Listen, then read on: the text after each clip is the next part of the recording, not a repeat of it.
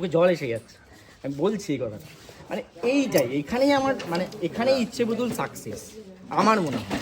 যে একটা চরিত্র, যে চরিত্রটা সেই অভিনেতা অভিনয় করুক বা আমি করাই, বা আমি সামান্য ওই লেখাটা পড়েই আমি যখন বুঝতে পারি যে না আমার মধ্যে একটা পরিবর্তন আসছে, সেখান থেকে আমি সাকসেস আমার মনে হয়। আমার শো আমার দর্শক কতটা কি দেখেছে না দেখেছে আমি অবশ্যই দেখেছে, তারা আমার পাশে না থাকলে এরকম সাকসেসফুলি চলতো না। কিন্তু এইটাই প্রত্যেকটা চরিত্র, মেঘ, মৈনাক, আমাদের নীল, শ্বেতা খুব ভালো, ভীষণ ভালো। হ্যাঁ, সবাই ওকে প্রচুর গালাগালি দিয়েছে দর্শক, কিন্তু না থাকলে ওটাই তো পুরো ব্যাপারটাই হতো না। এই ও গালাগাল না খেলে আমরা বা কি করে আমরা আর কি মেঘ ময়ূরীর এই ডিফারেন্সিয়েট করবো কি করে। সবসময় জানবেন একটা ভালোর পেছনে একটা খারাপের কিন্তু অনেক বড় অবদান, সোজা কথা। ভালোটা বোঝা যায়। সেই জন্যই ওকে কালো হতেই হবে। ও যত অন্ধকার হবে গায়ের রঙের তত কথা বলছি না কিন্তু। না ও